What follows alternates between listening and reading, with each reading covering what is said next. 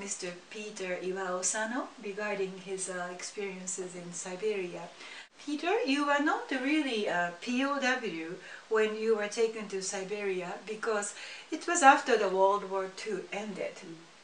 It was a sudden attack by the Soviet army that tricked the Japanese men in the area to be all taken to Siberia instead of going back home to Japan.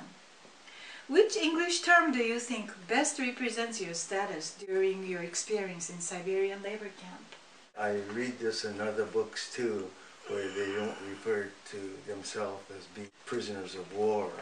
But one thing I also notice, or I should say even bothers me, is the fact that the Japanese don't refer to the surrender as surrender. They call it the end of the war, Shusen. I just wonder why they keep repeating it that way. It's what happened when they signed that was not Shusen, but Haisen is the way I feel, which is that they lost the war, but they keep referring to it as Shusen, and it puzzles me. So you think it was a prisoner of the war? You think Horyo is the right term? Well, there were some who fought, so that, yes. And there were some who did harakiri, or took a gun and shot themselves. There were Japanese soldiers in Manchuria who did that. Well, is that when the Soviet attack took place? And then after the emperor's broadcast, I didn't know Japan had surrendered till about 3 days after the emperor's broadcast. But I don't know why the Japanese government or anybody can't think of it as Haisen or as a fact. As a Horyo, yes. Now, I am going to ask you about various aspects of your experiences in Siberia. First, what experience made you realize that you were now imprisoned by the Soviets? When we came down from the mountain, and when I think about the dates now, I think that was after the day after the emperor's broadcast, which we did not hear. So when we got on the train and saw all these refugees, I didn't know that Japan had already surrendered, and we didn't see any Soviet soldiers either. Then about 2 days after that is when we first saw the Soviet soldiers who passed us as we were walking, marching to this big city of Haira. And that's when we realized we were prisoners and Japan had lost the war, was when the gates were open and we walked in and it was closed behind us. That's when people began to say that we had lost the war and that we were prisoners. Would you describe the weather in Siberia that affected your living and working conditions? Reading all the other experience in the book, the three things that we suffered most was the shortage of food, the cold weather, and the hard work. In my case, it was the first winter, the end of 1945. We arrived in Siberia in September, and that November, December is when it was really cold, and that's when I suffered the most. However, the coldest weather I experienced was when I was working in the coal mine, and I was on the night shift, which is from 12 o'clock, from 4 p.m. till 12 midnight. That's a shift, and so when we come back to camp, it's past midnight, and that's when we walk through the gate, and there's a thermometer hanging there, and I didn't see it, but the soldier next to me who passed by it said, "Wow, it's minus 63, and that's in centigrade. So in Fahrenheit, if my calculation was correct, it was like minus 79 Fahrenheit, and that was the coldest I experienced. But I often think about these other people who had to work outside. It was cold.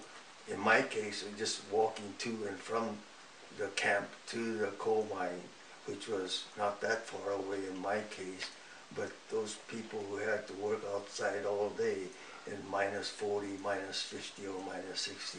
That must have been terrible. How to secure food is one of the main topics in your book. Yes, shortage of food was one suffering we went through.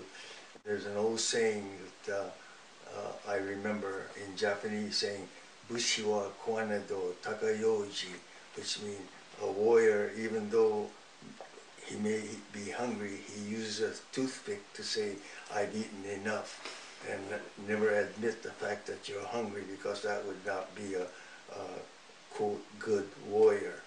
Now, all that was thrown out the window, and we fought over food, and any chance you had, you try to steal food.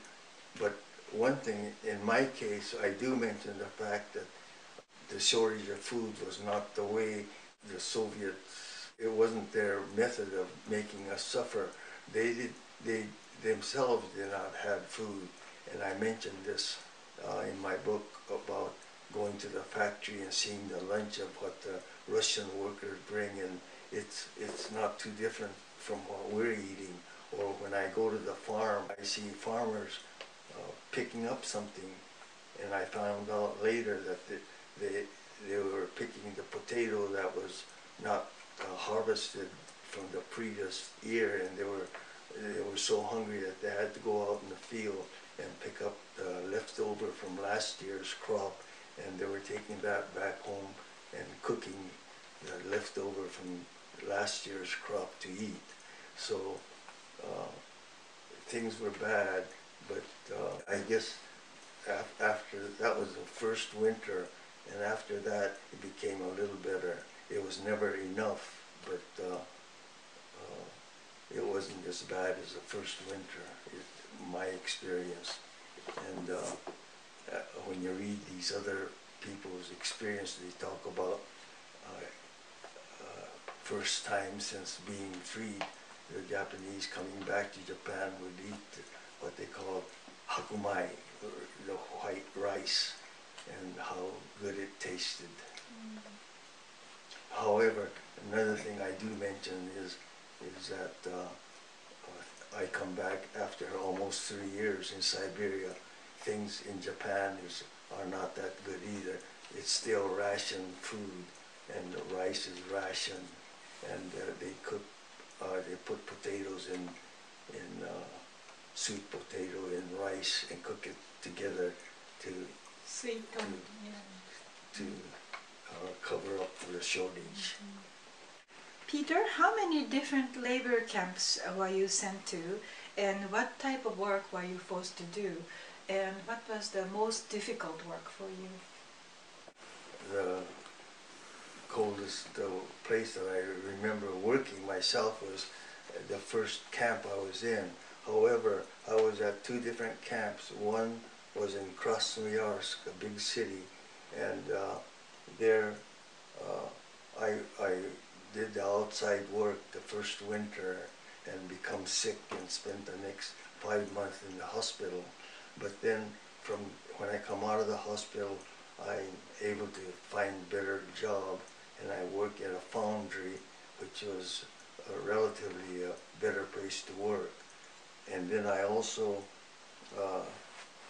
go to the farm and work at the collective farm in the country, and that's where I have a quote easy time.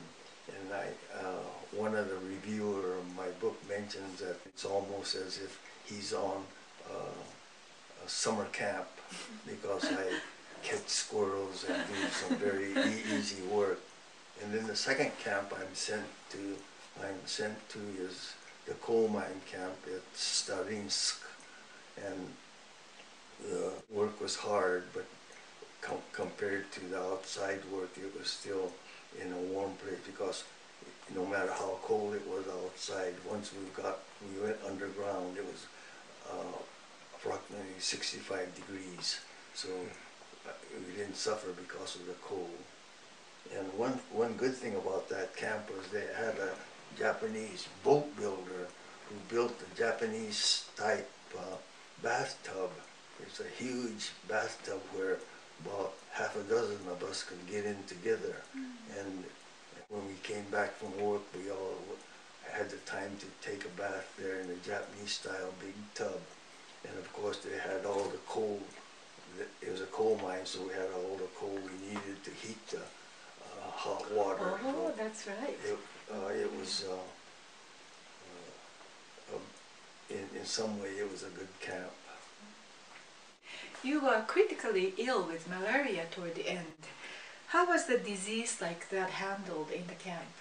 It must have been pretty common because they had, it was a yellow pill that they passed out to me to take when I had this fever.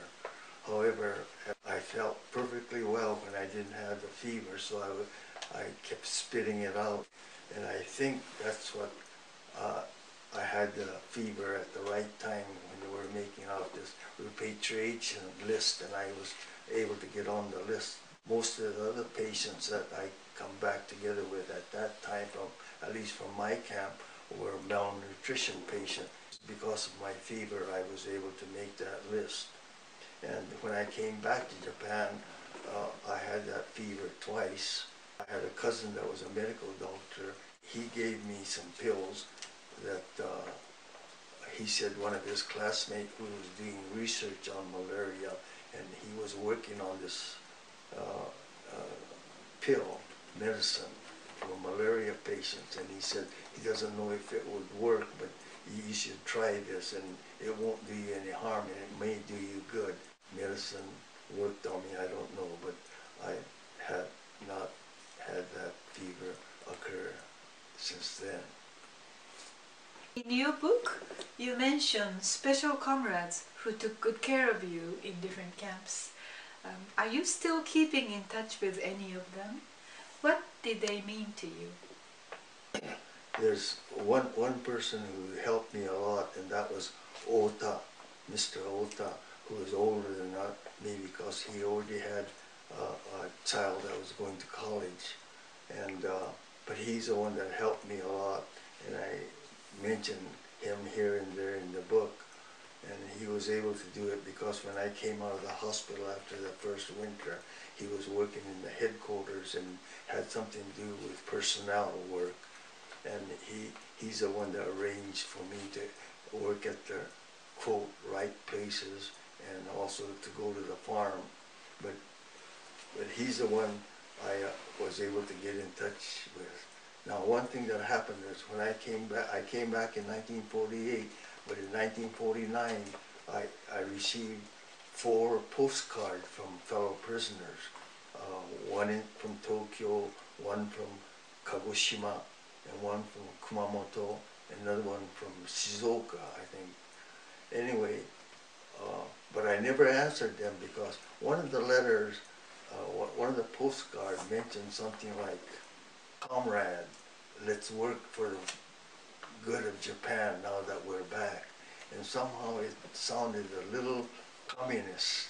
And because I was planning to go back to the United States, I said, if I made the wrong contact with these people, I might not be able to go to the United States. So I never answered those letters, those 4 postcards, but I always kept them. And after many, many years, I asked my sister who lived in Tokyo if she would try to track these people down. And fortunately, she was able to track down, since after the surrender, a lot of the addresses has changed, even though they may live in the same place. So it was difficult to get in contact with it. But my sister was able to get in touch with this Ota at Kagoshima. And so on my next trip to Japan, I arranged to meet with him, and I flew down to Kyushu, Kagoshima, and I did meet him one day, and was able to thank him. So, and then my mother also, from the United States, wrote to him to thank him because she had read some of what I had written, not the book yet because the book was not published yet, but I had notes written, and I just showed her those Japanese notes, and she read those things and was able to thank him, which I was grateful for.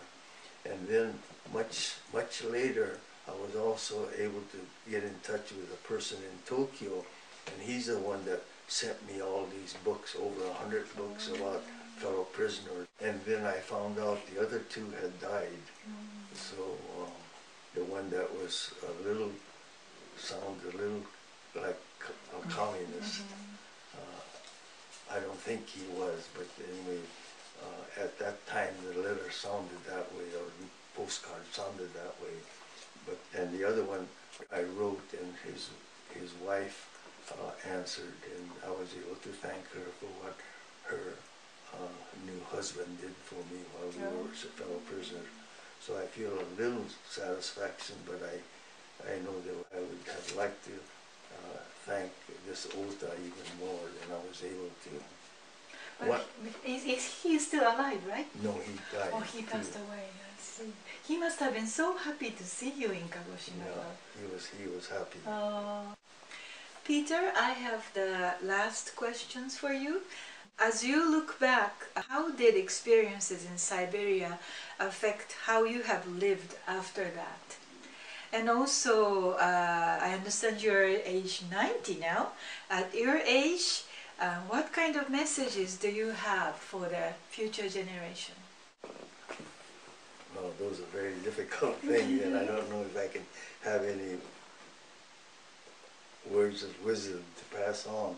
But one thing I think I had a very interesting experience about a year ago. I met a person who was doing research on Japanese Americans who went camps here in the United States, and for some reason he wanted to interview me, which had nothing to do with that, but we talked about a lot of things, and he had read my book too.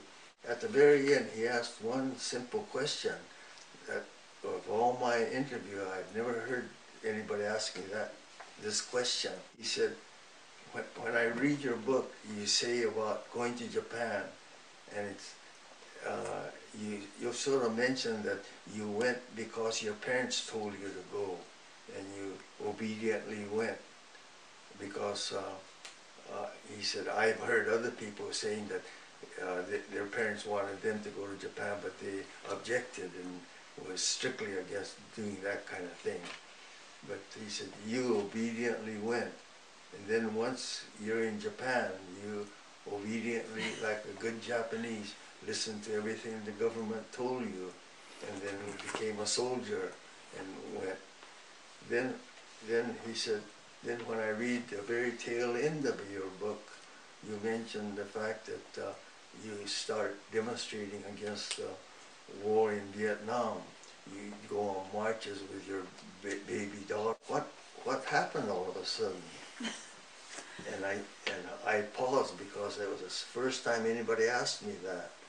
And the only thing I could think about was that when I went to Japan, it was like that. You did what authority said, and in this case, your parents were the person who had authority over you, and if they said to do this, you did that, and not to do this or not to do that, you did that. However, during when I came back, there was this bumper sticker that says "Question authority," and I guess another thing that happened to me was I was attending a church here in Palo Alto where there was a leader. He was a leader, and he and his son also went to prison because of opposing the war to Vietnam.